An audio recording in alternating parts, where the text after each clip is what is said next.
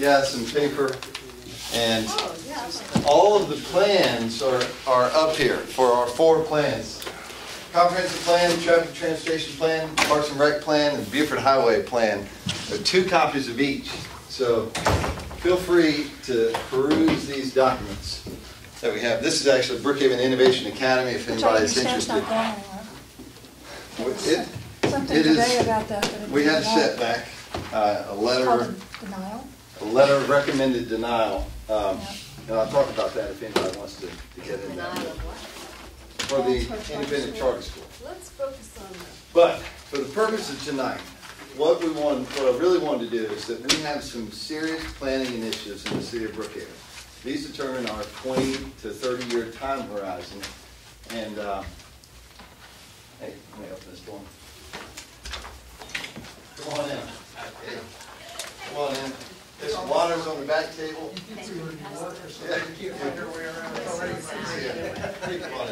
Brad, get Brad face, please. Yeah. Tell him we need the air on because it's going to get hot here. Yeah. Little Air, can we get the air on? Yeah. Thank you. So,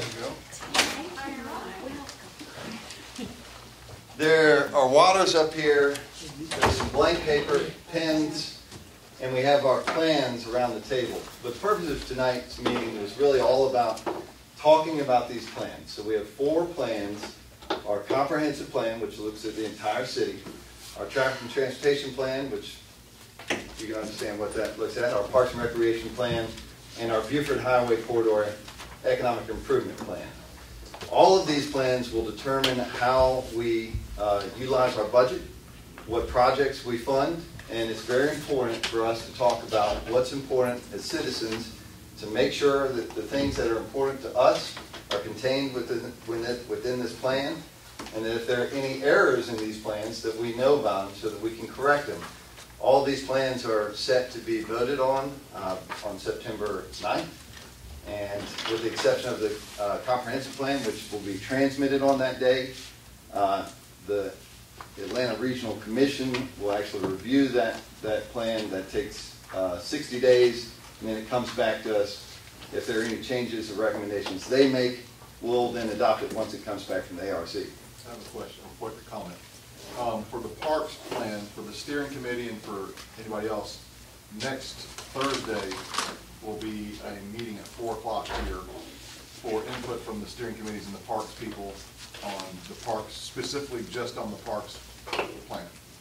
Right. So that's So Thursday? An open forum. Yes, yes. Thursday So I want y'all to look at the people to look at the plans, say this is no good, I don't want this, we don't want that, or we love this, we don't love that. We just before we vote to adopt, Thursday, the 4th. And what time is that? 4 o'clock. 4 o'clock. So we'll have a presentation from the Parks and Rec, or is this just an open? It's just it's directed by citizens. Okay. They're going to be telling us. We're not going to have anybody from the consultants there. So we need somebody. I don't know if we do or not. The question is follow up to that. Then the Parks and Recreation Master Plan that was on the website is not the complete information packet. So how do we get the additional information packet before this particular meeting? Well, I'll make sure it's on the site before the meeting. Just 5 minutes before. I'll make a note to make sure that. So what this whole what's on the website that's not just like the first 89 pages. But what's in the agenda packet for tomorrow night's council meeting is the whole thing. Okay, so we need what's in the whole plan. Yeah, from the agenda packet. So I know that when we first set it up, you had to go to the individual steering committee pages. So if you went to the Parks steering committee, you could get the Parks plan. That's now been changed. If you click on the banner that's on the homepage of the City of Brookhaven, it says, click here for comprehensive plans. And on that page, all 4 of the plans are linked right there. So you can click on them. Some of them are so large that they're too big to download, but they're on Google Docs, and you can bring them. You can view them on your screen. So you saying the whole plan is on there, Bates? It's now on there? Well, no. So I don't know about that difference. That's something we'll have to take a look at. So make sure before you go that I have on one of these white pieces of paper any suggestions that y'all want to see that I can take home. I'll collect these white papers at the end of the night, and we'll make sure that the city, takes these things into consideration. It'll be on somebody's desk tomorrow morning. It will. It will. So we have our mayor, Mayor J. Max Davis, here tonight. We're very fortunate to have him attend our District 3 Town Hall. J. Max, if you have anything that you want to talk about. Again, apologize for my attire. I'm going to my son's practice lasts till 8 tonight, so I'm going to leave here in a little bit to try to help out. But I wanted to thank everybody for coming and thank for the continual engagement we have with our city. And I hope to see a lot of y'all next week at the Parks plan. But if you have any questions or any gripes or concerns tonight, please, this is what this kind of stuff is for. Not just a gripe, but if you have some, we need to hear what your thoughts are.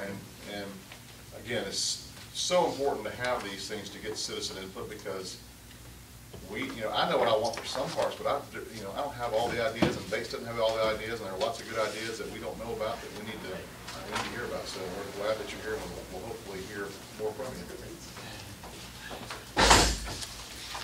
Yeah. So let's just, rather than us, giving a presentation or anything, let's just open this up to a very open dialogue. If anybody has any questions or comments, we'll start on this side of the room. Let's go. Meredith, do you have anything? Well, I don't know where this is in the plan, and I have the one that comes to my mind first was the people that were presenting the planning for Buford Highway. Right. This is just something off the top of my head because Jaeger Group. the Jaeger Group. They were presenting a Buford Highway plan with parking on Buford Highway. And like a strip mall. Yeah, you're right. There's that picture. Yeah. Like it looks now, only Right. nicer. Is that the one that has the circle in the middle? Is that Northeast Plaza? Is that Northeast Plaza?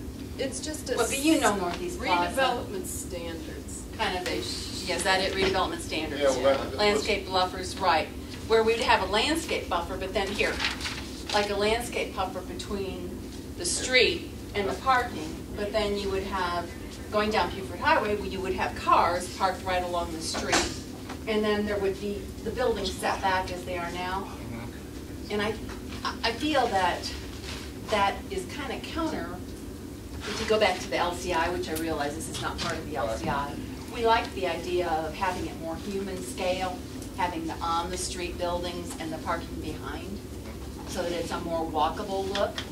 And I would like to see them, for some reason, they seem to think that was the right way to do it. I'm not going to address your exact question, but in general, when we saw the plans, I had a lot of questions. I mean, like the Northeast Plaza, it was like they just put a building in the middle and left it the way it was. I mean, to me, that was just, they had some really good ideas and had some good things, but I wasn't happy with everything they suggested. And that's obviously something. I know on Dresden, you do have the LCI vision, they do have parking on the street in front of some of the businesses with the big wide sidewalk.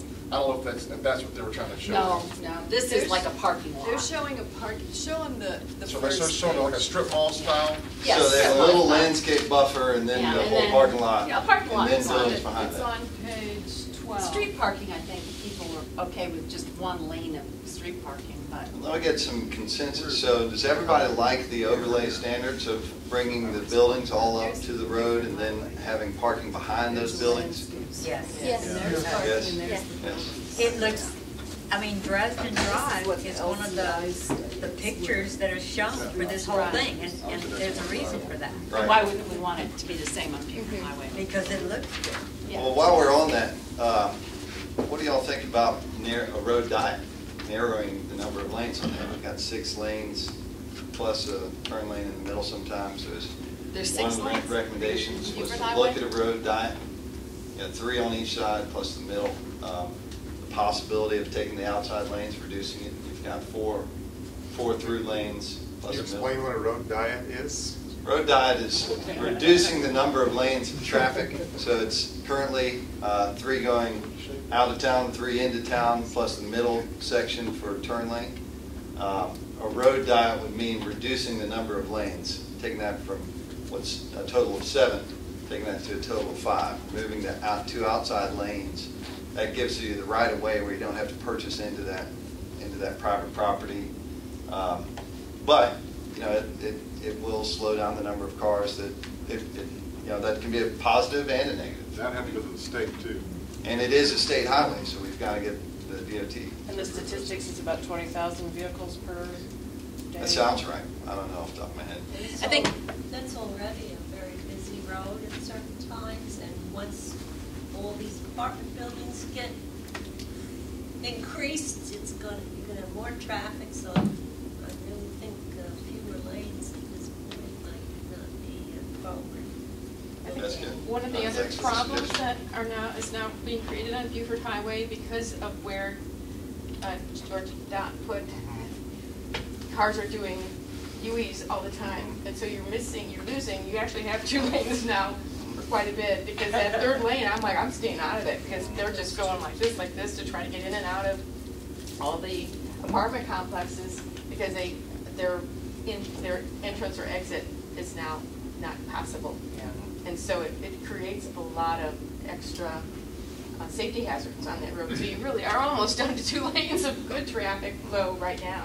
Because of the U-turns Because of that it. they just put in. Yeah. Because of that, because they have to safety. go this way to go this way, and you get all these people doing all these crazy stuff on the road now. Well, the jaywalkers. This is water. Well, and the school buses, if they Right. could time the school bus, I mean, they all stop, and then one lets off, and then it moves up, and another one stops. And in the afternoon. So the afternoon, if you take that from 3 lanes to 2, you're really going from 2 lanes to 1. Yeah, that's true. It needs to be Because of the buses, though, too. you mean? So the buses you can never pass on the You same rarely side. get, I mean, it's you get 1 or 2 cars around at each stop, and it just backs. Right. And right, the I know. buses are just lined Right. up where they stop. My Instead of concern- staggering, they're leaving the school or something, but I guess that would be kind of tough to do. Didn't Joe talk about indented bus lanes where buses could pull off to the side and you wouldn't have to? Yeah, that's Could one of that the be things that was recommended in that, if there were a road diet and we used that most outside lane, that possibility would be that it would cut into some of the wide sidewalk area to allow for public transportation or buses. That'd be great. You could have that way your 2 inside lanes will continue. Now, school buses, I don't think there's any way around the fact that it's going to stop the traffic on that Right. corridor. But the Unless law they don't is allow that them to cross over to the street. yeah, the law is that if there is a median blocking the highway, that you can actually go. So let's say the bus is going out of town, traffic going into town would not have to stop, as long as there was some kind of median that were there. But I think with traffic engineering, it's something we should bring up. So you're matching where the signs are to where the barriers are. Well, and Right. it's just something to take into consideration in the diet if you do, because the school bus thing in the afternoon is just I don't think you, good effective. my thought would be this area we're trying to improve, which will bring more people, there will be more traffic. We don't want to plan for a future of what we have now. We need to plan for a future with a lot more. But if you use it in a smart way, like the bus lane, don't just get rid of that land, make it available to be used, because we'll have more traffic if this turns out to be as we hope it will be. Yeah, absolutely.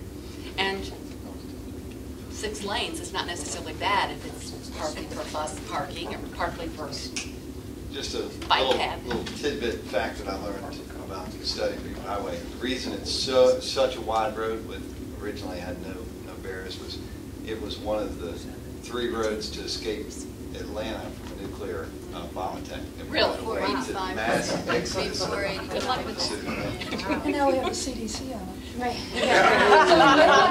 We may want to maintain I So, wanted to say that's it. about the, thank you for having us here, by the way, but this is very kind. You're very brave. And- I mean, I had one thing that was sort of this new idea that I'm kind of concerned about, because as you know, I love the linear park idea along North Fork Petrie Creek, and it was well represented, a little bit sketchily here and there, but the idea was there in almost all the plans and so on. But that the Buford Highway people say these are the first places where it should be built, that trial half mile I think they have to be very careful, or the city has to be very careful to choose the best place to do it, and not just say, oh, this is, you know, Honey Baked Ham to the Suntan Plaza is real run down right now, so this is the perfect place to start. It may not be the perfect place to start because people may not feel safe going there to use it, and it doesn't have a, it's not a destination place. It would just be in the middle of no place. It's not going and connecting this place to this place. It's just kind of in la-la land. So maybe change that language to it'll be determined where we should do the start parcel, but it'll be to be determined once we. To be determined once you've met with the PATH Foundation and the people who are the experts at it, because they're people who put in paths all across the country, and we haven't really used them yet to find out what work they've already done on this North Fork connector and where the engineers say the path should be built, and where they're talking about building it, you got to be careful because as soon as it goes under the bridge of Buford Highway, it'll be in a neighborhood, and so then you're going to have resistance to being built. It'll have to cross and go along where apartments are instead, across the river. So, you know, it's just that tricky stuff where you don't want to just throw it here and have it not be successful. And when you look at the Beltline, which is our best example of doing this kind of work, where did they connect? Oh, let's see, Inman Park to Piedmont Park. Well, those are two pretty high-end, beautiful, well-safe, you know, lots of people to use it. And so to stick it behind Honey Bake, eventually that'll be perfect to connect to the Beltline. But I don't know where to start. I'm not saying where to start. I'm just saying it may that you got to be careful where you do it. Right behind Aubrey's place. Yes, you're welcome to. You're welcome to neighbors.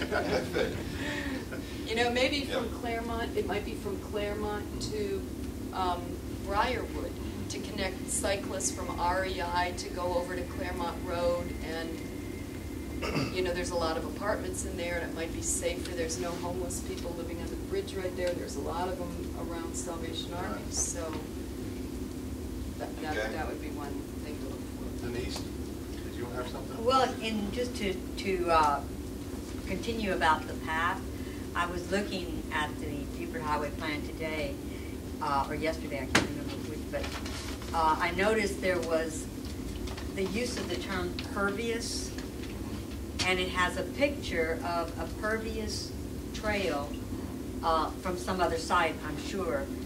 But I really think in the vision of the North Fork Connectors, which is the group that our vision at the very outset was that this was going to be a concrete path, just like the Beltline.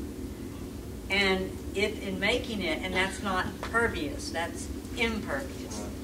And one of the things that we're trying to do, I think, here, besides having a beautiful recreational thing, we're trying to alleviate the traffic.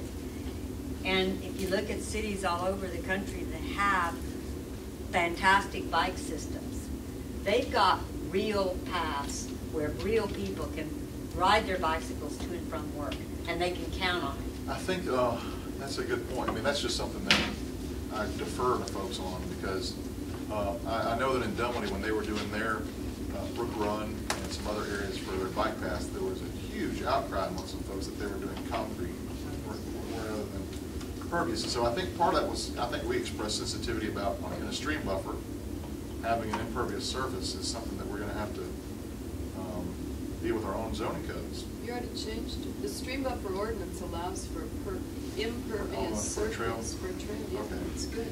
So, good to go. That was probably Passed before. it. Yeah. No. City of Brookhaven passed it. Yeah. And it's required for ADA. Yeah. Right. And So, that is- so y'all have and- no, I mean, there's no issues about a 10-foot wide concrete path and having to take down some trees to build some of it? It protects the creek to have people, eyes and ears. I talk with people who are from Nava. I just met with them. They are right on the creek. They're built really too close to the creek now by our standards. And they said when it rains, it smells horrible there. And what's happening is that sewer lines are flooding into the creek and damaging the creek because of failed septic tanks or broken pipes. Right. And the more people that have access to the creek along a paved path, it will help protect the creek in the long run. and in the short run too, because people will be there part of cleanups. It makes a huge difference, and ecologically, it's better to have people there, and ADA requirements. So what they showed us in the parks, it was either in the Buford Highway plan or in the parks plan, they showed us some paths that looked like a concrete path that were pervious paths. So I don't know what kind of asphalt that Well, that there's was. the parking lot that's pervious, that looks like asphalt. Right. I don't know, do you know anything about latest materials on it? There's permeable concrete, Right. that's lightweight porous concrete you can pour that allows water to drain on through. Is it still? It's more expensive, it uses pumice and fly ash as aggregates instead of cut stone. It's more expensive. Yeah. It's not as durable, but it is a possible material that covers both Is that what we used to criteria. flax? Because that didn't hold up at all. No. Okay, no, that was granite That was dust. Portland.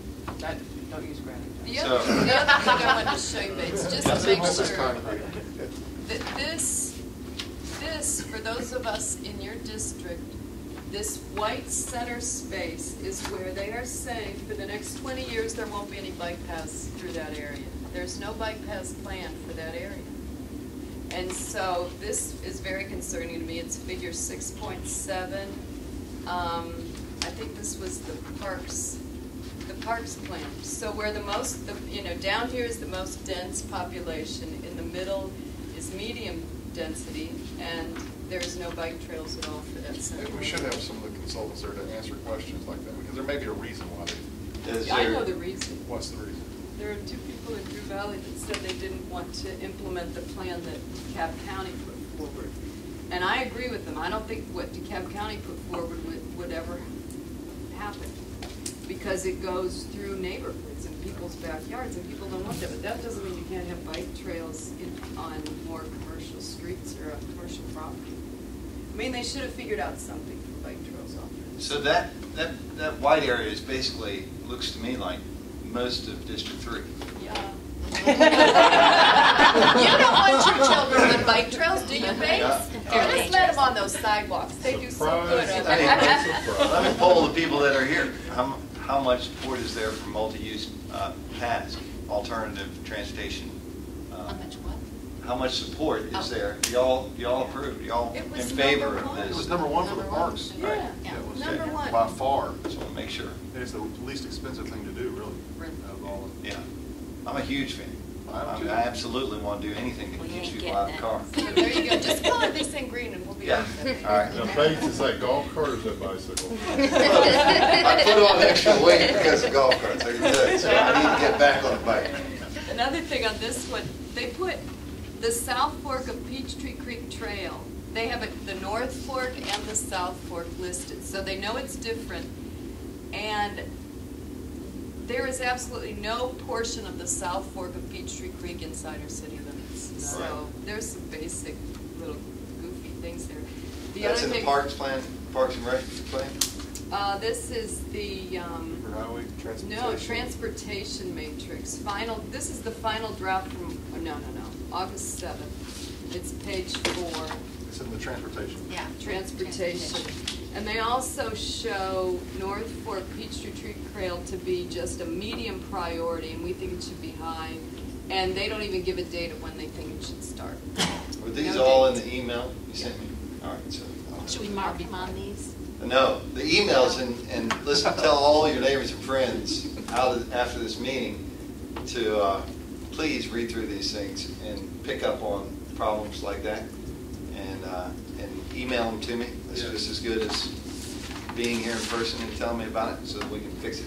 Yeah, I was telling people at the County Parks Association Saturday night, the best way to get your voice heard on something is an email, because then we get to just copy the appropriate staff and forward it to them and say, what's going on with this? And that creates a documented, starts the clock ticking. It's just really, can't. Well, So, before we leave this side of the table, I just wanted to say one other thing about the PATH Foundation. That PATH Foundation, headed by Ed McGrair, is one of the best resources that we have in this whole area. And if he's not used as a consultant for this, for our bike situation here, it's a crime. because he is the man. And I mean, it's like they're calling him from Colorado and Oregon, and we got him here.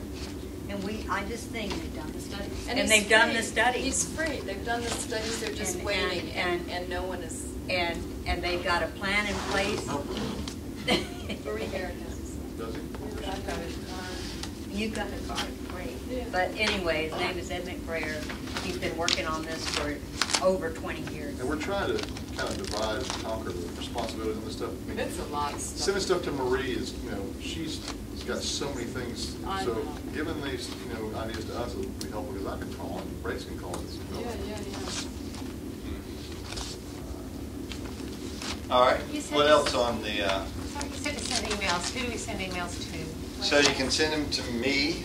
Okay. I have All our some email cards addresses are on here. the website, but he'll give it to you, give you a card. Mine is, it's our names, jmax.davis@brookhaven.gov. Thank you. All of our info, contact info is on the city website. And at this point, Which you is want to send it, brookhaven.ga.gov. right, brookhaven.ga.gov. And at this point, you want to make sure to send it to either your council representative or the entire mayor and council. That helps. And the email address one email address for all of us, it's mayor and council at brookhaven.ga.gov. I didn't even know that. So that type in your individual, huh? No, now you know. Steve, So you why can- not A&D? A&D is typed out.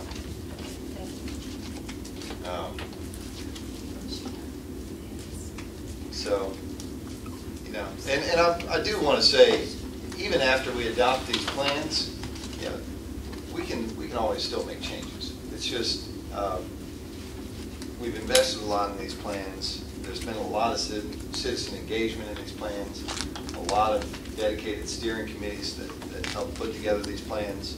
So we want to build off of these plans, and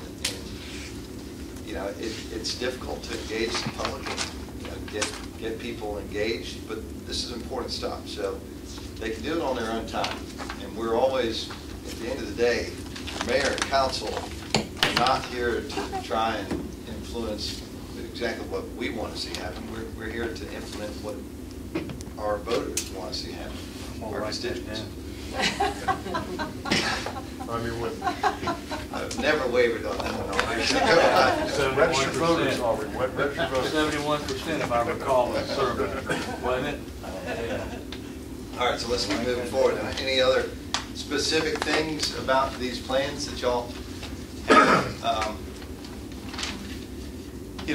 Traffic. Go around the table, anybody have questions? No. Nothing? Jack? You don't have anything to say? I think overall it's a good draft. There's a lot of stuff in there. And my approach is that it doesn't have to be perfect, but as long as things there's text and so on covering them, then it really comes down to priorities that are established by the council and the mayor. And so I'm going to take some time to go over it again before the final. Right. Yes. Thanks. I have a general question. There's a upcoming question on the ballot November 4th about the financial powers of the city of Brookhaven. Right. How much of this plan would change, or would it be different based on yay or nay?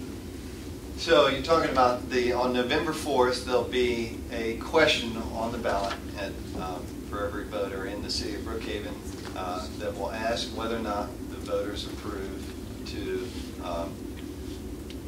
I believe it, don't quote me on the wording, but it's whether or not you allow the city to authorize the city to have redevelopment powers for the development authority. So it is a tool used in economic development where the city has the ability to provide for some specific economic development tools. Most commonly used is the TAD, Tax Allocation District.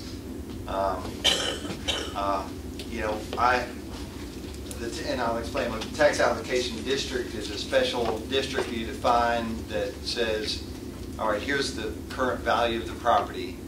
But if we know that we're going to have redevelopment on this property, we will realize, you know, that that property will become more valuable because of its redevelopment.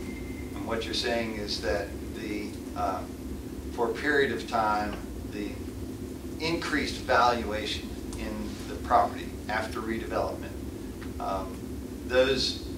the difference between the original value and the increased value is used to pay down the debt that is given as a loan, typically to the developer. And it's usually given in some way that provides for some kind of infrastructure improvement to help spur the development to occur.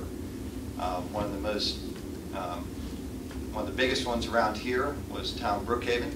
That was a tax allocation district in which they actually simply abated the taxes. If anybody knows the specifics and I get them wrong, let me know. But they abated the taxes for a 10-year period where they said that starting out in year 1, the tax assessment would be waived. Year 2, they'd have to pay 10% of taxes, and it increased 10% per year until year 10 they're paying 100% of the taxes. People... Was that a TAD or was that a...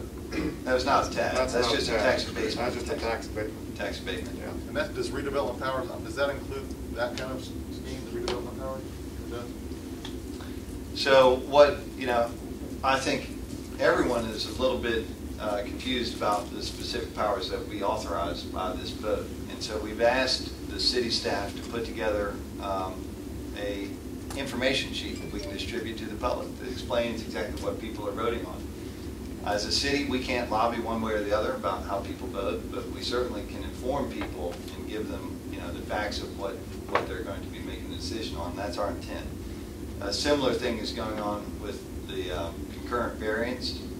That won't go to a referendum vote of the people, but it is a vote that a planning commission and city council are going to be voting on.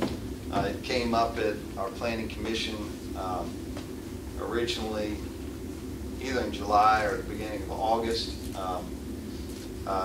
They actually recommended the denial of the concurrent variance. It came to our city council. We remanded the question back to our planning commission because we felt that there was a lot of confusion that we got in public comments about what the concurrent variances meant, whether or not it was a checks and balance system. And it has to do with concurrent variances are the ability for the planning commission and city council to actually consider all the variances on a development property at the same time we consider a rezoning of a property. Typically, if we considered something and the planning commission considered a rezoning, those issues would come before us, and even if the developer knows that they're going to have to ask for a variance, say we're going to have encroachment into the stream buffer, or we're going to need to vary on our setback, our side setback. Those considerations could not be addressed by the planning commission or city council. Those would have to go to the ZBA after the rezoning. So there are a lot of considerations to take into this. Whether or not it's good to consider all of the issues by both the planning commission and the ZBA, or do we have just the rezoning issues considered by the planning department, planning commission, and then our city council. And then, you know, there's a question of efficiency.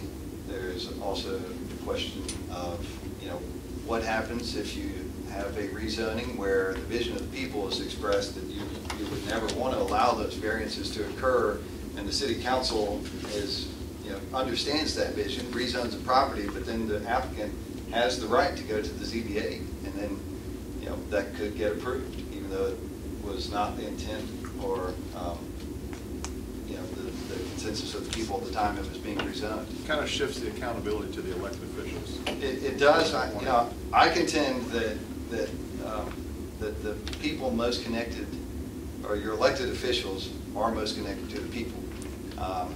We certainly try and do everything we can to get out there and talk to the people as much as possible.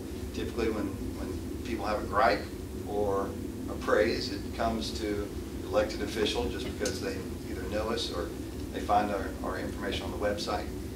The ZBA is is a quasi-judicial body, and so they really can't have as much interaction with the public in advance of their case. It's sort of like they're acting as judge, as applicants consider cases that are brought before them, just in the same way that if you were to go and have a meeting and plead your case to a judge, outside of the courtroom, that might be deemed improper. I'm not exactly sure if that's the case. It is improper.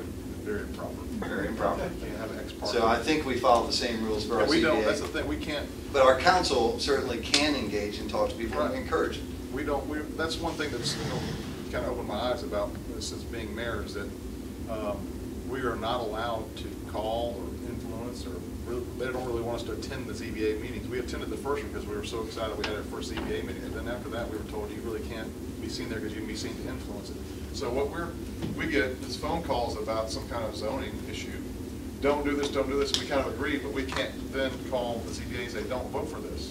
It's up to them. And right. It's kind of frustrating when you have something you disagree with go the way you didn't really want to, but you're in control. So we are going to put together information sheets on both of those issues, redevelopment powers and concurrent variances, and get those out to the people before, hopefully as soon as possible. I mean, I would think any day now both of those will be coming down. But your question, I think, was whether the redevelopment powers, how does it affect the parks plan? Correct. Okay. From my perspective, when I was told about redevelopment powers and asking the legislature to put that on the ballot, it was more for redevelopment on Buford Highway. How do we spur some redevelopment on a 3-acre parcel on Buford Highway with a TAD or something like that? So I said, oh, I can see that. But really, parks wasn't really entered into it. I think you can. I saw an email from Chad Bowles today that kind of was nice and kind of was nasty at the same time. That said that the Parks Measure Plan was a grand illusion to get people to vote for redevelopment powers. I never thought that parks would be a part of the redevelopment powers. My thoughts about it were always on Buford Highway for the Development Authority. And I don't really know that the Development Authority is going to be getting involved in our parks, because how do you do a TAD for a park? The Beltline is, I think, funded in part by the Redevelopment Authority, Invest Atlanta. So that's an example of redevelopment powers for a city in putting infrastructure or what's a public amenity. The Beltline. But how does it? How do you? If that's how do you pay it down? How does that? If that's a government parcel, how does it generate taxes? I think that is a TAD. Jack, do you know? There's a TAD for the property surrounding. It's bigger than that. So that, yeah, unfortunately, the development's been slower to redevelop around it because of the big recession. They had agreed to a lump sum fixed payment to city schools, which was supposed to be a reduced amount than what they normally would have gotten, which turned out now to be a bonus than what they normally have gotten because of slower redevelopment around there. And that's what's in negotiation now. They want to renegotiate with the city schools what that lump sum payment should be, and make it more in proportion to what the economy's been the last 5 years. Well, that's where the TAD comes into effect. I could see how maybe a TAD on Buford Highway for the North Fork, with the property surrounding that might be an issue for it. But for most of the parks, I wouldn't think that we would ever do a TAD around Blackburn or Briarwood or for redevelopment because it's residential. So the other big thing I think to consider in redevelopment authority powers is that when you do a tax allocation district, you're essentially taking that tax burden off of your local resident taxpayers and shifting it to the commercial properties that actually benefit from development. So in the case of the Beltline, it's the properties that are adjacent to the Beltline. In the case of North Fork, Peachtree Creek, you could see how those commercial developments around that creek would benefit and have increased value. And because of that increased property tax value, that's where that difference is used to pay down the debt. So it's a tool in a toolbox. I don't see us using it this year. And I think the other question is whether or not we could look at, I'd want to see what authority our development authority needs to go through. What process do they need to go through to be able to get those, to approve those types of projects, whether it needs to go to our council. And I think we're all open to talking, everything's on the table. And those are things that even, the sort of the nuts and bolts of how we utilize our redevelopment powers, we can actually put that in our policy as mayor and council. We can put those safeguards in there. So if there are things like, can we do that before the referendum, just kind of guarantee folks what the policies will be? Or I think it's worth looking at. Well, it's got to be written into the law, doesn't it? Well, the law authorizes us to use the powers, but we don't. It basically says, all right, now you're authorized. Here's your toolbox of tools that is written into the redevelopment power law. But then we can put policies in place that would actually dictate how we implement or use those tools. But they're not bound by the law. They can be changed. Yeah. Well, our city, if we make, I mean, the only way we can make rules as a council is by setting law. I mean, so it'd be a law we would have to pass. It'd be a city law. If you don't trust the electeds, then you just vote them out of office if they're not. There's a choice. Yeah, exactly. Great question. So, Riley, you had something on that? We got back on top. All right. So, yeah, let's open it up for anything. I mean, if it's not on plan, you can ask me anything you want. All right, then if we're going to talk about that, the not red trains. Roof, we're not talking about trains. No. The red roof does not need to be replaced by a 12-story building so you can view Atlanta. If I want to see Atlanta, I can take MARTA downtown and get my fill. Thank you. I disagree. The red roof is a neighborhood fixture. It's a drug fortress. Oh, I'm sure it is. And there have been so much uncovered up there. I don't know. I don't think it's a place. I don't know about a 12-story. Yeah, something else, yes, but not a 12-story building.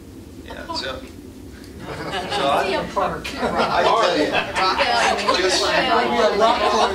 You always see the park. And a zip line. We start a capital campaign. Eruptive generator. Yeah, several things. I mean, the note you sent out, you said that the vote on all these plans will occur on September 9th. correct.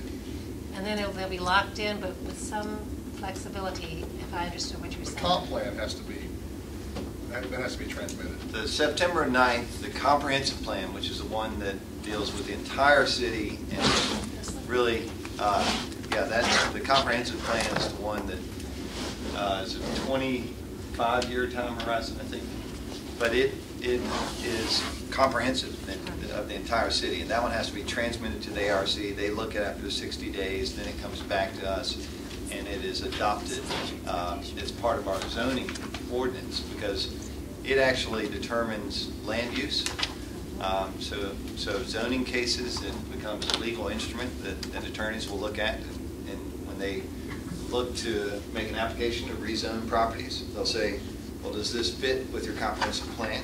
Right. And if we choose to rezone something that doesn't fit within the comprehensive plan, or if we deny something that does fit with what intent is, then those applicants would have a legal basis to say, look, you're not following your plan. Right. So the comprehensive plan is it's a more involved process. It becomes a legally binding document. But the other ones don't? The other ones are more policy. They're policy, and They can be changed, and they can be changed before, but we can defer the vote on those. The only one that's time sensitive is the comp plan. But isn't the comp plan an accumulation of these other plans? It is. So it's intended to be, yes. It's intended to be, but it's not. The comp plan is the only one that's binding. okay, so that mostly for zoning. Right. Land But use. these there will be some leeway. Right. Well, I know they're going to change because I don't know. They'll probably change along the way. We just need to have something in place to kind of guide us. But there are things in all three of those plans that I've seen that I wasn't impressed with. So, and I know some citizens weren't as well. There's things I was very impressed with, but I would prefer to take time on those if we need to. Can we, I started off when all the plans started coming through, I was printing them out and making notes and all that kind of stuff, and then the 12th plan, I kind of used up all my ink. Yeah. Can you have copies of the plan, for instance, at the library, and also out there? That's a really good idea. Yeah. Best ideas come from. Laminate them. We can laminate them. It should be every page. In the reference department. In the reference department, or just So that you don't. We'll have them, hopefully we'll have to get the library's approval because that's still a DeKalb County organization, but we'll have them here. I think we'll be able to get them in the library. Bates will have an iPad. I don't have them on. He doesn't like the paper. Well, I like paper, that's my problem. Have them here in the hub too, like. Okay. Yeah, we could, And there could be we could have them down here. Yeah. Citizens can always come and look at it. Well, in the lobby, but, yeah, but there also Generate ought to be revenue. several other places. Give them a fine. Maybe Any they other- can back out the library. Yeah. Where else? Yeah, the third thing that I was going to ask about, two of us here live on Brookhaven Park, and we're rather concerned about the plan. And so how do we let our concerns be heard? Well, right now, right here is a great way. We can talk about it now, or if it's something that you want to, send an email to me, or if you want to set up a time where we can sit down and talk about it. Okay. I'll take it anyway. But what, I mean, do you want to talk about it here? 'Cause Very, very briefly, since there's two of us here. Sure. right off Peachtree. Brookhaven Park is the one that has, it's unofficially called the dog park. Okay, And that's what I Osborne. thought. Just checking. It's not a dog Got it. Well, and I'm just gonna very quickly raise a couple, just bring to your awareness a couple of things, which I will also send in writing, and we'll get a bunch of other. You'll probably get something from the homeowners association as well. Sure. Yeah, Sure. and from everybody who uses the dog park. Y'all live right around there? Yeah, We on live it. in Brookhaven Park At the- Place. at the Yeah, okay. Townhomes? Yeah, but anyway, what you've done is there's a lovely green space right now with lots of old growth trees that is right in front of the pavilion, and everybody takes picnics out there and all that kind of stuff. And that is proposed to, most of it be paved, and 250 parking spaces were there. I don't even know how you're going to fit 250 parking spaces. And how people are going to get in and out. I mean, Well, actually, there's a 2-lane road that's being put. no, but I mean, just into Osborne, I'm sorry. Oh, yeah. Yeah, I mean, it's already, The parks plan, I actually don't even have a printed copy of it yet, so. And you'll also see that there is a, yeah, you see on the little see, but there's also the, instead of being the dog park, there'll now be an enclosed area of 2.5 acres, which is the amphitheater, the natural amphitheater for those of you who go Right. to the back. And then there's some great ideas in there too. They, I think improving the access to the children's playground is a great idea. And apparently improving the pavilion is a great, pavilion is a great idea. There are some drainage issues which they haven't addressed, because they're putting those two things right where there's a drainage problem right now. and there may be some environmental issues that they haven't addressed. We did an environmental study on that part, didn't we? Well, Yeah, we had to, we got the deeds. Phase 2. We don't own the back half, we don't own the front half. I mean, the back half I know has at least one endangered plant species in the back. Oh, but, yeah, okay, so I don't think that we looked at It's federally plants. endangered, so Right. probably. Oh, and it was, yeah, and what was it? Jerry is the parks guy, and the other person, is it Ben? Gary. Gary. Gary Schuessler. You talking about Ben Song from the Community Development Department? Yeah. He's not the park guy, he's Community Development. Right, but I met the two of them at the last meeting. Okay. And they were hanging around together. But anyway, he was saying that we could easily have that be a nature preserve, some of that area, which In the would back, help protect it. the backside. Yes, Yeah. but, Well, yeah, and having people being able to drive back to the back of the park is probably not a good idea. When I first moved to Brookhaven Park Place, I had to stop walking my dog in the morning to the back of the park because ladies of the night would drive in there with their clients because apparently it was easier than getting a motel room. And so unless you do have a police presence at some point there, it'll happen. And there were drug deals going down in that park all the time. The last one I saw was about 2 years ago, and that was between 2 kids, I think, from, was it Woodward, was attacked in their park. But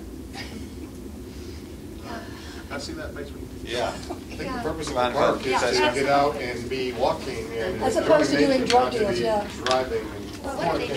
That's right. We can't even envision this thing. Shows some trees being left there, but we can't even envision how many, I could fit 250 cars there. yeah, and I just don't think you need, We had that soccer fest thing, and it was great. Friends of Brookhaven.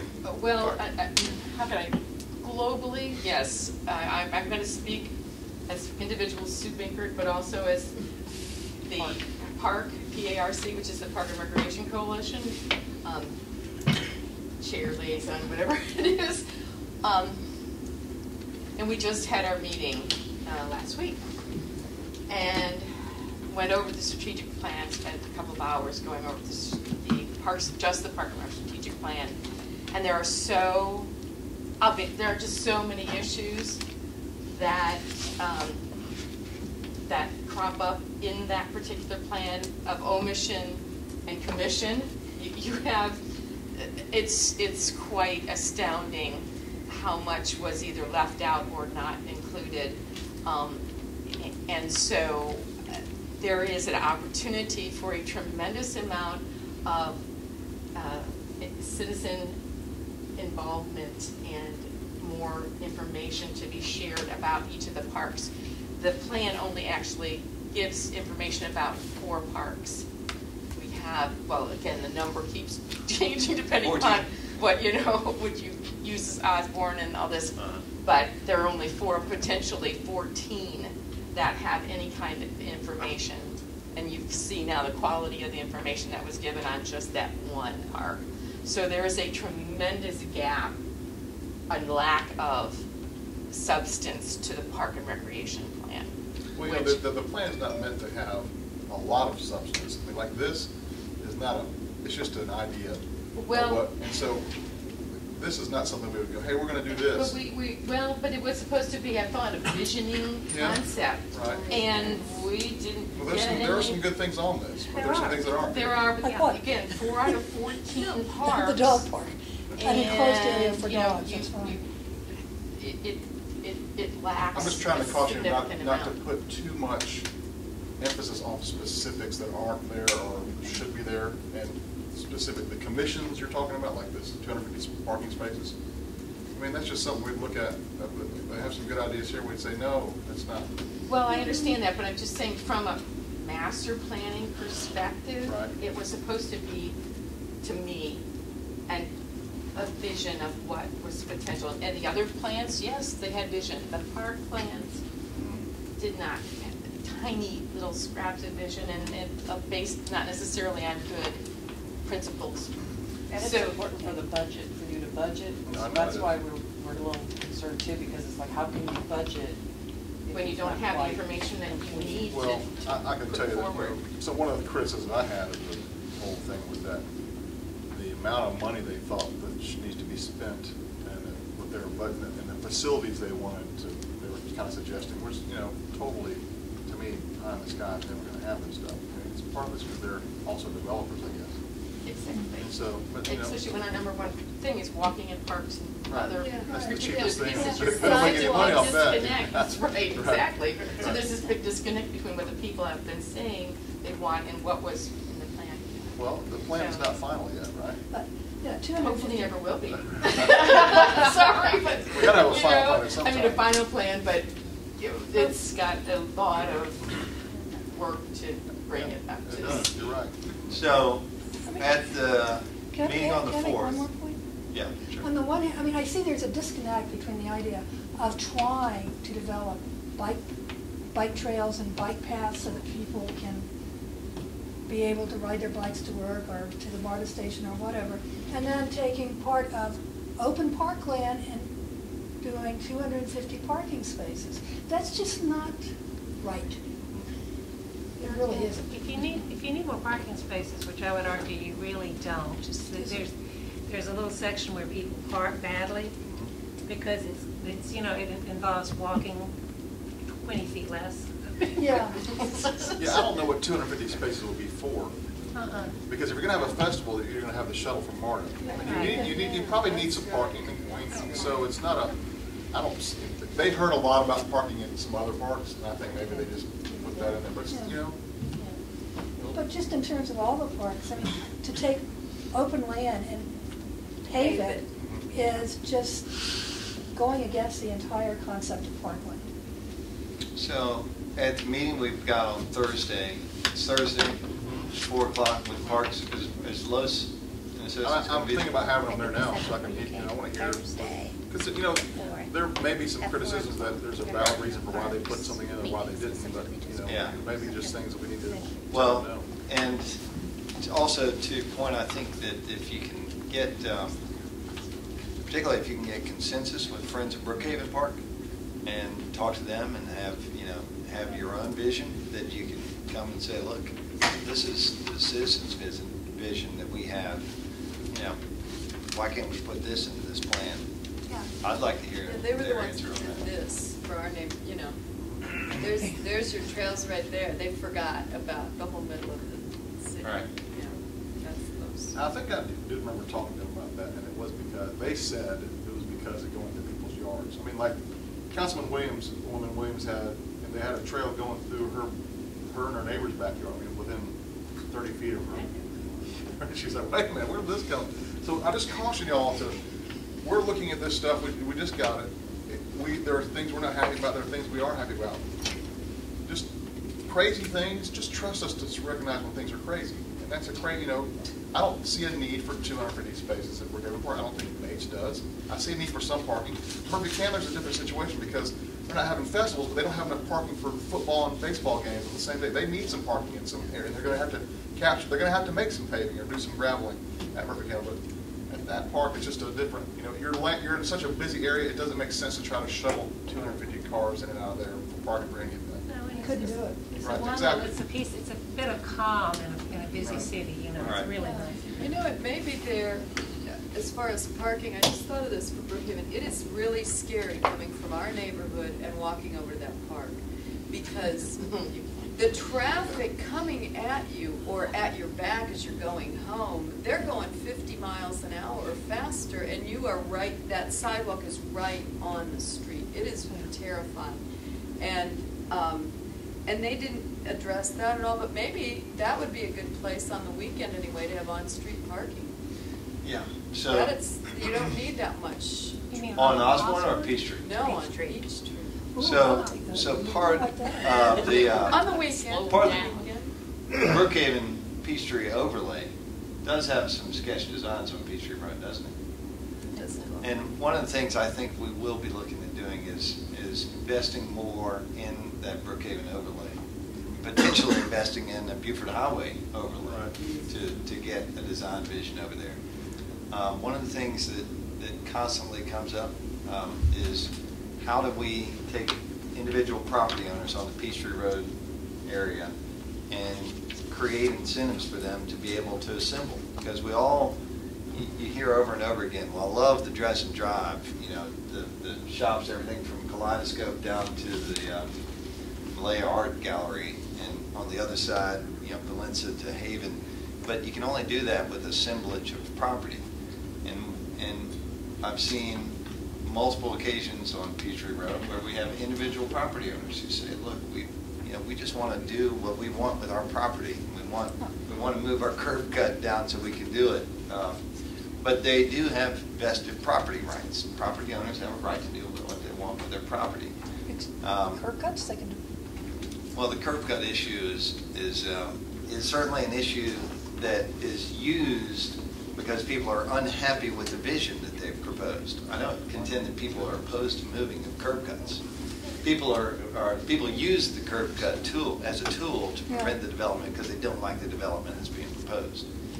So we've looked at ways to do that.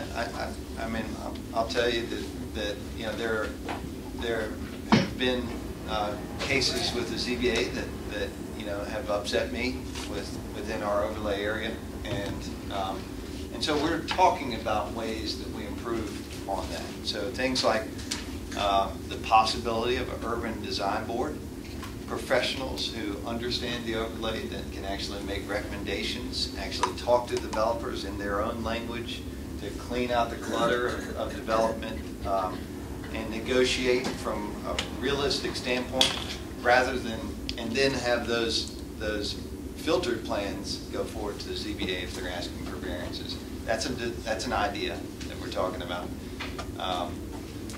You know, but we've also talked about, you know, trying to beef up some of those, you know, beef up the overlay so that we can promote the developments that we all want to see, things like Town Brookhaven and Dresden Drive, rather than one-off parcels. But there's a balance between property rights of individual property owners and the design vision that we all have. But we all know that if you're running up and down Peachtree Road and you have to cross over 50 curb cuts, you're going to eventually get hit on one of these things. My daughter got hit on a bike in the crosswalk at Town Brookhaven at a ride-out only. The car was stopped, but because it's a ride-out only, the driver's only looking one way. So what seemed to be a very reasonable accommodation that a curb cut was right in, right out, in this case just right out only, became a more dangerous intersection because she saw the car was stopped, she went out in front of the car, but he saw his opportunity and wasn't looking to the right. Is she okay? She was fine. She was fine. You know, great. Those It was a learning lesson. Tough. Learning lesson. But you got knocked clear out into the first lane of traffic. Wow. Wow. You know, but it is the intention of the overlay to have design standards that work with both developers and our citizens to create safe pedestrian zones, because that's really, if you look at what the overlay is all about, it's a vision and it's the intent of the overlay to have good development. And you know, I know that there is controversy over the Walgreens development, but if you look at where Walgreens started, and if you look at what they ended up with, they came a long way because of the overlay and because they were held to a higher standard. And some people are still against that development. I still am hopeful that maybe there will be assemblage with the other parcels next to it. Maybe that approval of Walgreens will make those property owners talk a little bit more. But so, you know, I can tell you that we want to do, your elected officials in the city want to do what the people want us to do. So we're there to try and represent your interest, and we certainly are. The last thing we want to do is be combative about, you know, well, no, we think your idea is wrong. If there's any possible way that I can get your ideas implemented in the plans of the city, that's our intent. That's the purpose of this meeting, and I can't promise that we'll be able to get everything done, but the best ideas really do come from you all, not us. I mean, the whole education initiative You're came a from good idea people. about gas lights on the gaslight district. That's a great idea. That came from me. We'll like to see gas lights going down. We talked about creating a gaslight district to have a little romance. Yeah. Make it, you know, you think about the difference between areas that you move in and live in. I mean, those little things are competitive advantages, and that's what creates Why does that mind demand turn for to New Orleans at spring break? Your mind's on the gutter. You have to watch where you walk. What I don't like about Peachtree and other streets is the huge utility poles, and we're trying to make sure that new development, they have to bury their utilities in front of their business, because that's, to me, if we can get rid of those utility poles, it can change the whole. That can be a spur to really. They're dangerous. They're You know, dangerous. Sandy Springs put lights along Roswell Road, and I drove down Roswell Road, and it doesn't make much difference at all. It still looks like crap. That's what I'm saying. I wouldn't put lights. Is that a designing term? Yeah, crap all over. You got upset the Sandy Springs people watching. I say to the camera, it looks like crap, because there's still parking lots. Who That's wants right. to walk on Roswell Road? There's still Roswell Road parking looks lots. like crap. Yeah. Y'all are just throwing them under there. But The lights are lovely. I don't think they have an sidewalk overlay. program. Do they have an overlay Drive up into there? traffic, you can't No, notice they the didn't lights. have an over. But the point is, if Buford Highway, if all you do is just put new buildings and have them in the same place, that's what they did on Roswell Road. You had a few What's the point? streetlights, and it's not a point. You gotta They've bring done it the on La buildings Vista, to too. this. In North Lipstick on a Lake. pig. Right. In North Lake had an overlay. Lipstick on a pig. Well, if you look at Buford Highway on the north end, north of, was it Chambly Tucker, where they put in street lights, they put in the safety crosswalk. It's, you know, they did all that money, they put all the brickwork in. It still looks like crap because the buildings themselves have not changed. Right.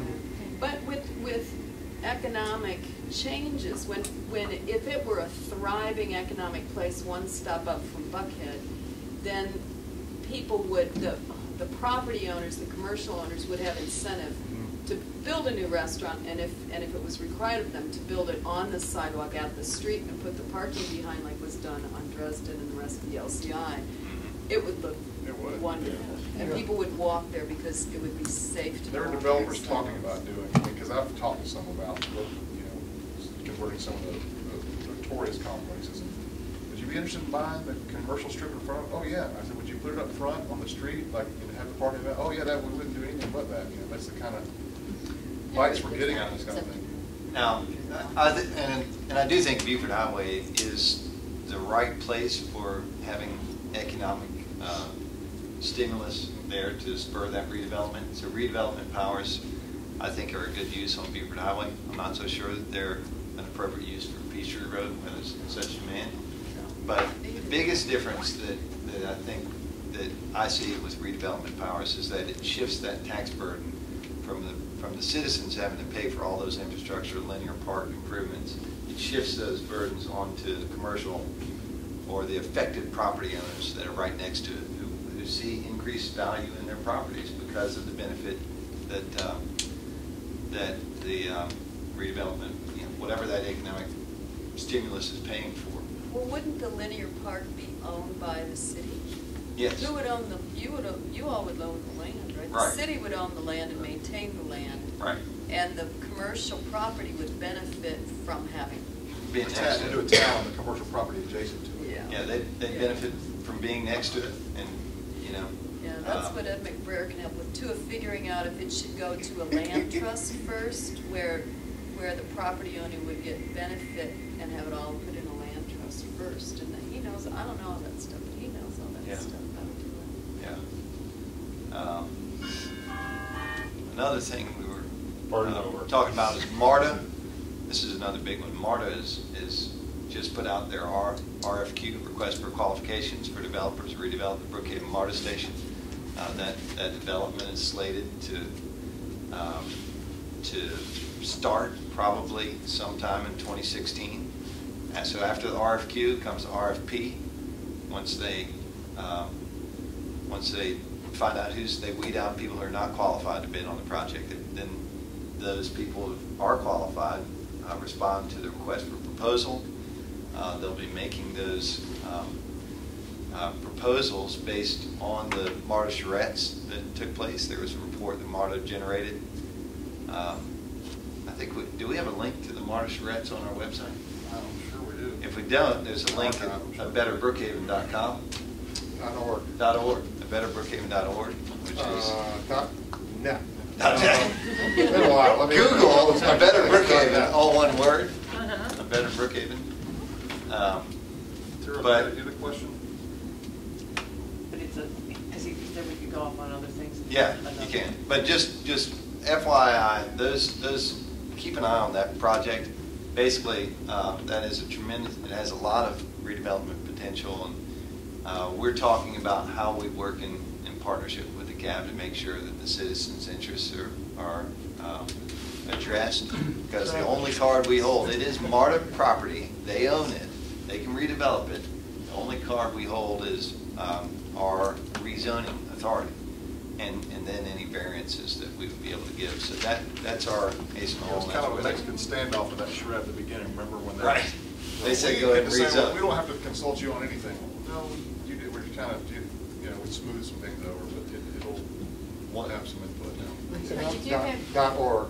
betterbrookhaven.org. A Better Brookhaven. A Better Brookhaven.org. But you do have transportation possibilities, because I'm really concerned about in front of the fire station, and now the new big apartment buildings on the other side, that literally it's going to become gridlock, and once the fire truck is trying, once the fire truck can't even get out of the station because the cars have nowhere to go to get out of the way. So because it's not as wide, it's not as wide as the 1377 building. You have a dedicated turn lane. You do not have that in front of the new building, and it literally there's nowhere to go. We never would have approved that, by the way. Oh, I understand that, but that's a problem we have to deal with. From a safety and transportation perspective, I'm never going to get to my house. And the fire trucks are not gonna be able to get rush hour, they're not gonna be able to get out of the station. It's definitely a concern. I mean, Here's, it's a real big concern. Here's What something are that- we gonna do with this? here's something to think about, because I hear that a lot about traffic on Dresden Drive. And usually the blame's put on the apartments. You know, look at the development, and this is all the traffic we're getting from this. Well, there's nobody in those apartments yet. And so the issue is that the traffic is there and is a real problem before the development. It's really not a result of the development. 1377, how, Not much. So there's 300 units. but how in there. many, what's the ratio of their occupancy Pretty right dark at now? night. It's pretty dark enough. Is it still pretty? I think they're leased out. They're like 60% Yeah. and 48% occupied with, you know, but there's leases Right. signed and stuff. So, It's dark. so I contend that a lot of that traffic is commuter traffic, getting over to 85, cut-throughs. You know, we have a cut-through from Ashford, Dunwoody, Pill Hill, 285, all the way down, come down to Peachtree, cut down Dresden. I just want to get to 85 so I can go up to Gwinnett. Your street, my street, Right. Briarwood Goosewater, to Briarwood, Dresden. LJ. If we need revenue So- for the city, put a cop out there. I am serious, put a cop out there, and Yeah. we could double the traffic count, So- or traffic, I don't Are know. those just state from the roads? speeders, Sorry? without speed Are bumps those and state everything, roads? they just No, the only state highways we Is have are Peachtree? Peachtree Road and Buford Highway. Right, Claremont Road south of Buford Buford Highway is a state road. Yeah. So you Alright, could do 23. some type of That's traffic US taming on 23. Dresden. Yeah, certainly Or it we have might be local control. But the- unpleasant to use it as a commuter road. I've actually talked to our transportation director about those things, particularly protecting our neighborhoods from cut-through traffic.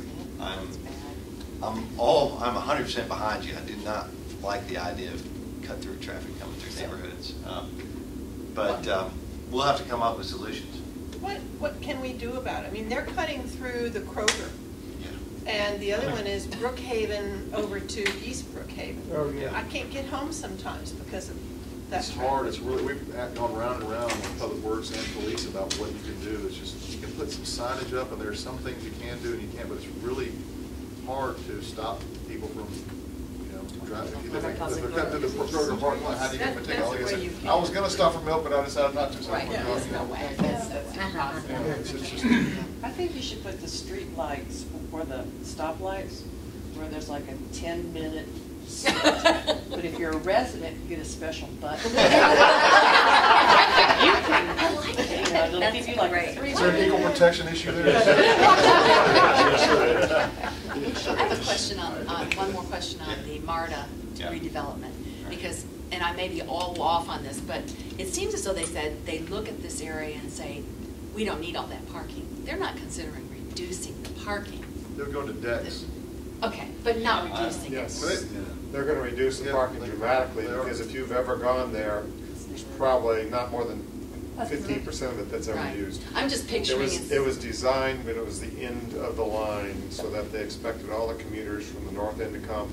Yeah. But then the end of the line became Chamblee, now it's Doraville. It's just totally oversized. And that's part of making it viable for new Really? development, is they'll be greatly reducing parking. Switch But lane. it'll be more than what's used there now. But I It'll feel still like, be maintained. like planning for what current parking is there is not planning for what future parking will be there. They're very aware of that, they're very sophisticated about that, and they're going to plan for more than what's currently used, but not Not where they are. not anything near what's currently provided, because I it's came never from used. Washington DC area, Falls Church, Virginia, and there was East Falls Church and a West Falls Church metro station. And let me tell you, after MARTA takes on and catches up with Metro, they improve, the people will start using it. And if you underplan parking, you can't get it back. Because it builds like crazy around the MARTA station. MARTA's very sophisticated about that, and they have some very experienced consultants. That's my worry, And I they're guess. spending a lot of time on that issue. We've been hoping people would use MARTA for years, and it hasn't happened. I know, but someday it'll tip. I'm from that area. You know what I mean. It's like the high school there. It's like boom, yeah, it'll tip. Well, when people know that they can rely on it, that's the major thing. The It's safety's great. gotta be there. The MARTA Very app reliable. is on the mark. You can download it, start your smartphone, and you will know exactly where to get up there. And once you have that in your pocket, you And never when have you to can wait. ride your bike safely to MARTA. Ride your that bike helps. safely. Yeah. No, But I can remember using it going down. The system looks a lot better now than it did 5 years ago.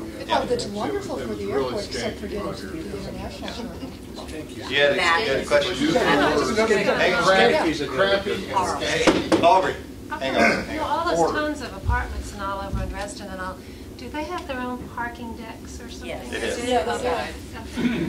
But there's, you know, MARTA could go in there and like do some kind of special program giving them free I just MARTA wonder about tickets. people that haven't Try to get them spoken. using it. Yeah, Terrell Yep. has spoken. Yeah. I've got 2 quick questions. Sure. The sidewalk issue on Appalachia, any decision and any, where are we going on that? And is the money Nothing going to yet. stay in our neighborhood? Nothing yet. And then the second thing is, Does everybody understand that question? Because I would like to spend a little bit of time on it. So there was originally in the 2013 budget a sidewalk to be developed from Clack's Corner on Appalachia and Brookhaven Fields up to the basically to Dresden Drive, where there's a portion that already exists of sidewalk. The residents really didn't want it. There was the residents whose property it was on didn't really want it. I can tell you, I think there are higher priority sidewalks in District 3. So we put on hold that money. The money was actually all the budgeted money for the sidewalks that were listed in the 2013 sidewalk project. We went over budget on, so all the budgeted money for 2013 has been spent. But we'll Who went over budget? I don't know, some other districts. exactly, because all of ours went to right at the line there, District So we 1, had- District 3.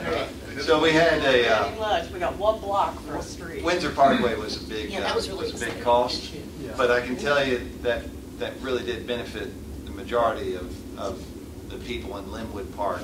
And Oh, yeah, it people looks who live- nice. I mean, Windsor it's Park it's was nice. needed. It needed I that. It's like a that. gateway project. That's what a lot of people- So we haven't made decisions about of the use of that We need to hear from that y'all. funding. Plus, we also have 2014 that Well, we have to I thought the whole figure point though out. was to get up to Haven and Dresden, so somewhere along that concept to get the people walking up to that. Yeah, absolutely. But I will say there are districts that I represent, Brookhaven Heights, that didn't get any sidewalks. That also, they have some real traffic issues. Colonial Drive there are people living 45 miles an hour down that, and all of them use it to walk up to the Starbucks. My second question, Oh, go ahead. because I wanted before, because you have to leave, right? I was gonna, but now my wife just said they were on the way home, so Oh. I missed it. You missed that moment of your My family's child, my life. 8-year-old son, Yeah. How many Thank years you of for your psychotherapy is I dedication. gonna Probably missed a tackle or a block because of what. This question has to do with tomorrow night. On the agenda, there's a consideration approval for the 2014 mid-year budget amendment, but it's in the consent agenda. I think that's inappropriate. I think that should be a new business. There needs to be a discussion. There's no documentation. There's no information for the citizens to see where we're at on our mid-year budget. So I would just like to ask that it be taken out of the consent agenda We got a pretty big agenda, I mean, and moved somewhere else, or be published so that we have an opportunity. it'll be to published, see it. I guess after the budget was published.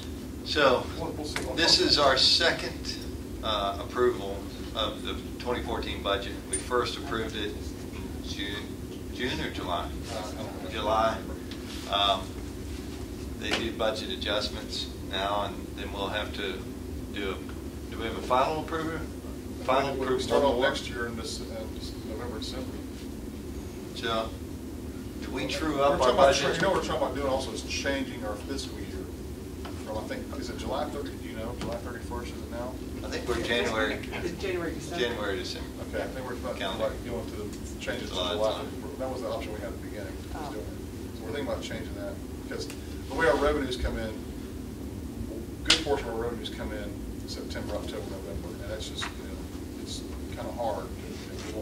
exact figures until we actually start hitting it, so. Yeah. We'll see. Yeah, that could, sale. Yeah. if that could be not in a consent agenda, because then you just vote and there's no, Yeah. we don't know anything. And Yeah. then did our budget get to the state yet? Or I mean, our audit, did that get down to the?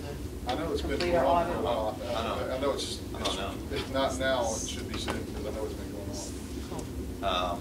Been a lot of puckering going on. He's got the answer on that one, I don't know. You know, they're plenty, if I don't know the answer, or if you don't know the answer, we can find out for you. But I know that we didn't make the initial deadline, but there was an infrastructure audit, whatever, that had to be done that was really coming out pretty good, number-wise. Yeah, the text digest has been very healthy, and we actually found that because DeKalb County had a lot more in sales tax receipts than they expected, the host digest has gone up. Do we know what the final number is? Not yet. We don't know. You're letting cats out of bag before we know. Yeah.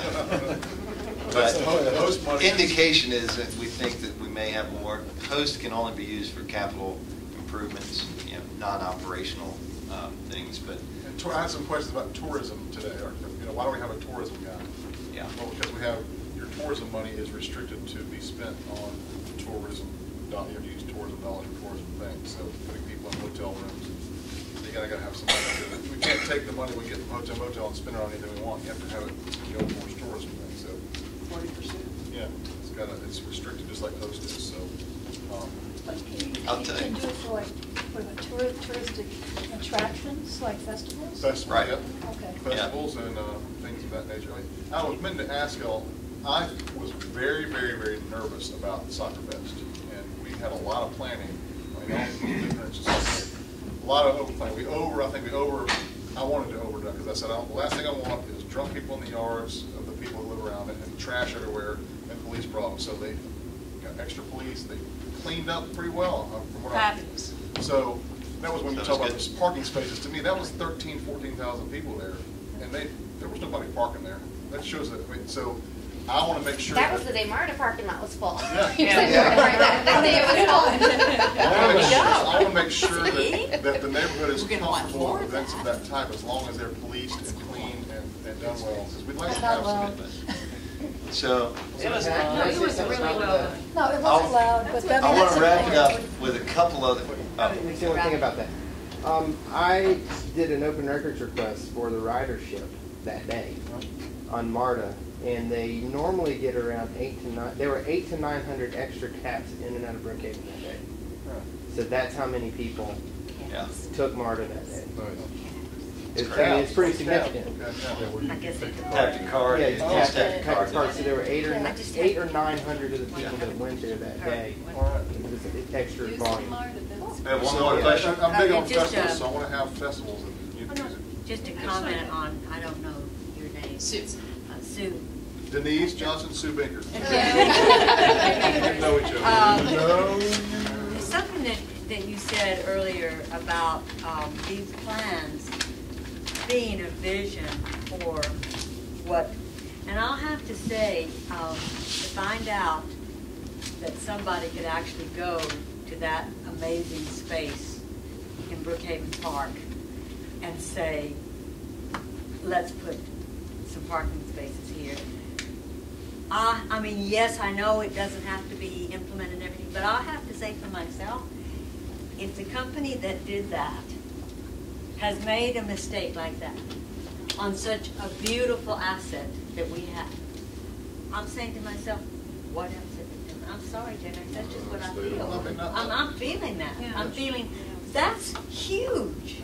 In my mind, that's huge. That's why we're going to have talks like this. And I'm just saying, to get each individual part. what timing do we have? Have we got time?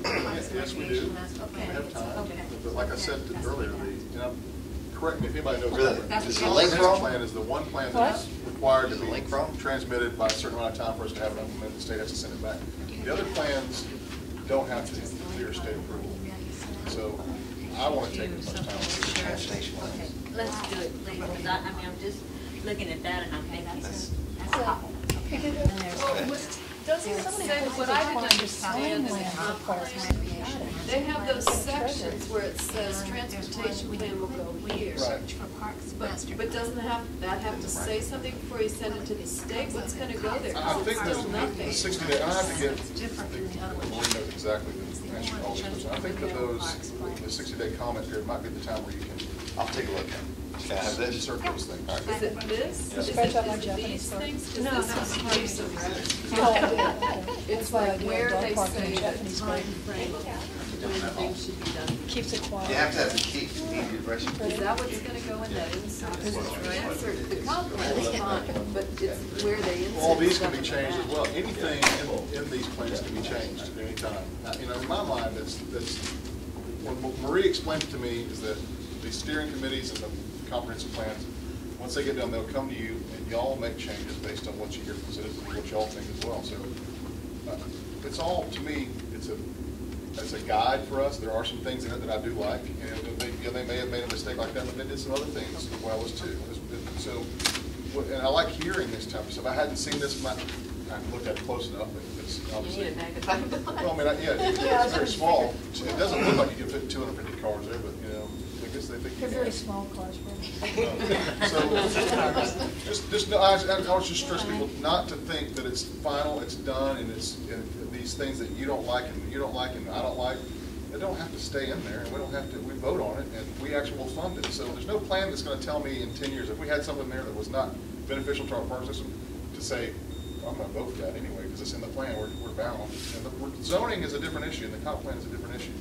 So it's just this is a way to give us a vision of what we want in the future. There's always going to be differences in opinion. How do we know when we've got a, for instance, I thought 9/9 was when you were going to vote on the plan for Brookhaven Park as well as everything else. How do we know, when it stops being nebulous? Good question. Somebody should answer that. I mean, I just don't want to overreact. I was putting signs out all over Brookhaven Park this afternoon. What? To get people here. That's a code violation. I noticed I scratched out my email address. So the reality is, I'll get it in the morning when I take my dog out. the reality is at the end of the day, I think what is most helpful to us is to have a unified voice, so that if the affected property owners, y'all's neighborhood next to Brookhaven Park, and Friends of Brookhaven Park can come together and say, hey, this is the plan we really like. If we can't get it in this plan, maybe we bring it up for adoption as a policy document for our city council to make a resolution that we like this plan better than what's currently in our Parks and Rec plan. Everything we do as a city, it's a changing, living city that I don't want us to be stuck in the mud and say, no, I'm sorry, it wasn't contained in this plan. But those documents do help us, chart a path, and they're far from perfect, and a lot of them are way too general, but they're at least a good start, and and we can build on them. Continue to build on them. And in every case, I was a little bit cynical, but every case, when we finished hearing the presentation, we said, well, we'd ask them about something, and they'd say, well, you need to study. You need to further study on that. And I was like, well, isn't that a typical consultant thing to say? Yeah. But the reality is, if you look at even the Brookhaven Peachtree corridor, which was originally called the Livable Community Initiative, and then made into an overlay when it was laid over the existing zoning code, became codified. That took, what was the investment in that original LCI study? $100,000 or something? It was a matching, there was some local dollars, and then that had to be privately raised. And then the ARC funded some of that. Okay. But these studies, they cost a lot, but as a city, we need to continue investing in them, and we need to update that plan, because that $100,000, didn't get us all the way. Well, the 100,000 was for the LCI study. The code, writing the code for the overlay was an additional close to 100,000, 80,000, Right. 75, 80, I think, yeah. So it takes a lot, and we still probably need to update and make some additions to that code. Particularly when we look at the fact that we only have about 6 or so assemblage spots left on the entire Peachtree Road Dresden Drive corridor. So we want those to be quality developments. And, it is a partnership between the development community and the city, and so we have to make sure that we have those things aligned, because developers want to build quality developments. The good ones do, and having good codes actually attract good developers when they can see that the city's got a vision for investing in streetscape and its parks and MARTA that is slated for redevelopment. All those things benefit us. So, but it's a continual plan, so we'll just have to continually plan it. And, I think that we are still struggling with communication as a city. We have a hard time getting the message out to the public, and there are a lot of different sources of where people can get this information. That I, as an individual council member, have a very small email list. Those, putting your name and email on that will help me get the message out to District 3 people. But we truly do value engagement with the citizens, and so we try as hard as we can to engage, and whether we do it through things like this or email blasts or just a call or an email to me, I'm up for any way that we can get it done. Can I pass some compliments along? Sure. I second what you said. This process is fantastic. Being able to actually have our say, and I've told everybody it's like being at the birthing of a city. It is the birthing of a city. It's really cool. And so thank you very much. That's been great. And and also one of my favorite features is See Click Fix, which I've got in my app and I use it all the time. Probably annoying everybody, but they really do respond.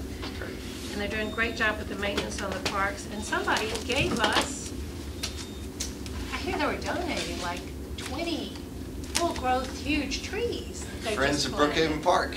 Did they really? It's just, they're gorgeous. Where were they from? So those were a special project that Friends of Brookhaven Park put together. There's a redevelopment on the side of town, Brookhaven, on Hermance, that they were going to tear up all these trees, old-growth trees. And so they went and they had this special unit that dug a hole, and they took that plant and that dirt, pulled the tree out, drove it back over to Brookhaven, put it in the hole they had made, and then filled up the front of it. So they saved. Yeah, it's on Brookhaven Post. It's on BrookhavenPost.com. You can see a video of it going. He came to me like 2 months ago. Yeah. Hey, he comes 22 old trees. His manner is so funny. I know, Hey, I got a friend who's got a pickup truck and he's willing to donate his time. Can you take those trees over there and put them in the park? I said, have at it, Mike. Go ahead. And so he found the guy to do it, and that's a great. It's fabulous, and I'm going to send Marianne and Mike both a note. Thank you. Yeah, they spearheaded that whole thing. That's great. I was just talking to Marie about something because I wanted to know for certain about it. I'm correct that the parks master and the other 3 plans, there's no deadline. Oh. And we can take the time to during the comment period from the state on the comp plan to do what we want with revising the parks plan. Nothing's forcing us to adopt it, and with our mid-year budget adjustment, we'll probably have a little more money to do a couple more little things in parks, and so that'll be utilize that to maybe expand the business a little bit, so we don't have to. Yeah. Don't have to worry about that being implemented on the 9th. Base, you can probably bring a motion to defer that. Yeah. We don't even need to defer. We'll just wait till the next meeting. Yeah. I think it's that. Yeah, if it's not on the agenda, we don't have to defer, but maybe we can pull it off the agenda. Mayor said it's the agenda. We just need to maybe get a announcement out that don't panic about the Yeah. If you don't set a goal, you'll never get something done. So that's why we have to set a time on that. So we need to hear your comments. And next week, I'll hopefully y'all will be there next week at the meeting, the Thursday, the 4th or the 5th at 4 o'clock. The tree ordinance is on the agenda for tomorrow night. The purpose of that whole tree ordinance revision was that we ported over the existing DeKalb County tree ordinance. We've seen, a lot of redevelopment here in Brookhaven, and there are a lot of people concerned about our tree canopy. We brought in a consultant to help our arborist develop a the best tree ordinance we could get. One that's fair, but also very protective of our trees. And we've gone through a lot of revisions on it, a lot of meetings, and hopefully we've gotten boiled down to what we feel is the best ordinance we can have. But if there are still issues out there about it, you can send an email, or you can come to the meetings and talk about it. And if we don't have it right, our default is usually to push things. If we've got concerns from people that, and we still are not sure that we've gotten it right, we'll push it. But for the longer we push these ordinances, the more development that occurs under the less restrictive policy occurs. And so we've been pushing to try and get this thing finalized for a while. Hopefully we'll get there tomorrow night. I just want to alert some people, though, there's a group out there that sends out, pictures of cleared lots. Some of them aren't Brookhaven, but they're saying this is what your city is doing. When somebody comes to scrape a lot, part of the reason why we started the tree ordinance discussion was because of concerns that we felt were being kind of not addressed by the DeKalb ordinance. But when somebody scrapes a lot, people need to understand it's going to look ugly. But when the house is built back, they're going to be required to plant trees. And when the landscaping is done, you need those 10, 20-foot trees, because you can't have your entire canopy be 100-year-old white oaks, because they'll crowd out the younger growth, and when those trees die and they fall down during a tornado or a storm, you don't have the growth to kind of fulfill your canopy. So you need small trees, medium trees, and big trees. And just because somebody comes in and takes out a couple trees that you love, maybe they're diseased, or maybe they're at the end of their lifespan, doesn't mean that there aren't going to be trees in 20 years or 30 years that kind of look like what was there before. It's just people need to keep in mind that Kay has really educated us on this. Part of a healthy canopy are trees of all sizes, and you have to do some harvesting to allow younger trees to grow, because if you don't, they don't get the sunlight, they don't get the chance. So it's a tree canopy, a healthy tree canopy includes trees of all sizes, not just the beautiful ones everybody loves. They're so huge. Actually, I was talking to Mike Elliott, and I was under the old, Joe Gebbia brought it up at the meeting, where I've got a 15-foot front yard, but I've got a 300 feet complete yard. So DeKalb County, the developer had to put 2 trees on it, and it's not sustainable for 2 trees. So I was like, I think I'm going to have the guy come out and take a look at the one tree and take that thing and take it to a park. And pick it up. Pick it up and take it somewhere, because it's going to, I have to cut it down, and the lot can't sustain. Right. So that's part of the new ordinance. I'm assuming that got changed, that it's not the total, but the front yard is how many trees you have to put on it. Now, a Bradford pear can't replace an oak, right? Just so we're clear on that. Very specific. I think that's been brought up. It's very specific. Yeah, Kay talks about, there's some other kind of tree, some kind of pepper tree that she says we got to get rid of too. So Bradford pear, she doesn't like it. She doesn't Probably like not. Yeah, Meredith or Bradford pear's got to go. Yeah. Other things that are coming up. They go on their own. You don't have to worry about it. If it goes on our own, it goes on one of our vehicles or both of them. So We do have a meeting on Wednesday for Brookhaven Innovation Academy with the state charter school. That is the petition that we received news, I think it was last Monday, that the state charter commission has recommended denial of Brookhaven Innovation Academy. There are about 5 issues that we feel were, that we can work through. That we can work through. You can hang on to your leg.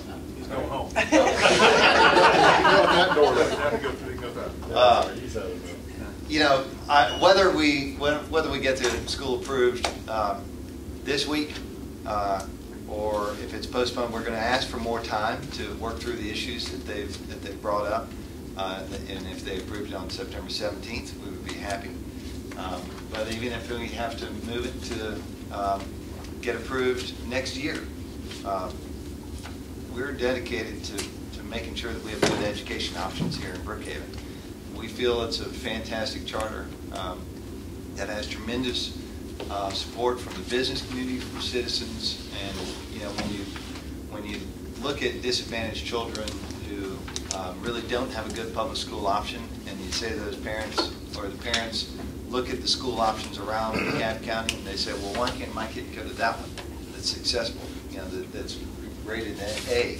And you say, well, just because you live here. Well, that's not a good answer.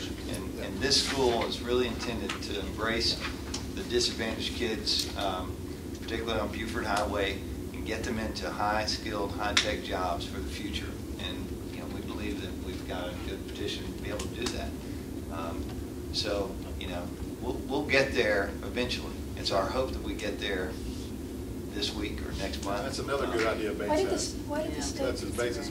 Why did they turn it down? Yes. I mean, what were their reasons? If you boil down their concerns, because I think all their concerns are very answerable and solvable with a two-way dialogue. But if you boil it all down, the state is very nervous about approving new charter schools because you're taking, it's a precious commodity. You're taking the education of a kid, and they simply, my perception is they like to move very slowly. And we moved. They're very cautious. We moved relatively quickly. We started this initiative a year and a half ago, pretty much, when we first started talking about education options when we started the city. At the end of the day, 3 of the 4 charters that they recommended approving this year, 3 of the 4 are returns from denials last year. So it just seems to me that that's a process where they like to say, just come back again next year and we'll consider it. And I think I think that's wrong, but I'm going to be agreeable to whatever they decide. I think that our city, at the end of the day, if we want to get the thing approved, we don't want to go against the organization that ultimately approves us. And they've got some valid points. We just feel that we can answer and solve those problems faster than 12 months. Because if we postpone it a year, that means an entire grade of kids who can be educated might never get to go to Brookhaven Innovation Academy because they missed that K-6 deadline. And that's unfortunate, because the school starts at K-6, but it'll grow a grade per year every year. So if they're in there at 6th grade, it should grow and they should be able to graduate from there. But it is what it is. We'll abide by their decision. Some of the other things that we're doing is, we've got some ideas about trying to have a shuttle, and y'all can leave. And, I could go on talking about this stuff. That's what I'm afraid of. but we have talked about the idea of making a commercial shuttle to increase the use of getting people around our commercial areas of Dresden Drive and Peachtree Road. If you go up and down Peachtree Road, you see there's Brown Mackey shuttle, there's the retirement homes that have shuttles, and to me it's something where we're trying to get these organizations to come together and talk about possibly creating a special tax allocation district to have a shared shuttle, maybe a trolley that goes up and down. It's a free trolley that goes from Peachtree Road down Dresden all the way up to Oglethorpe, connects our a very vibrant campus back to the MARTA. Other things. Bates, every time I come to any of these meetings here, I'm astounded by the dedication of all of you people, and it is amazing, and it's just an amazing amount of work. And nice. Thank you. They told me there was gonna be free beer. Speaking of free beer, well, not free beer, but we did approve an ordinance that we changed to allow our food trucks at the food truck events at Blackburn Park to serve beer and wine now. So Wow. Food truck Wednesdays should be fun, but a lot of people were sort of brown bagging their own stuff. So we just went ahead and made that legal. Hopefully make it more viable. But those are great events. Bands. Just like the Do dog. they go through the end of October? Yeah, they'll go through Halloween. Yeah, so the end of October. Thank you. Yep. Thank you, Vic. Thanks for coming.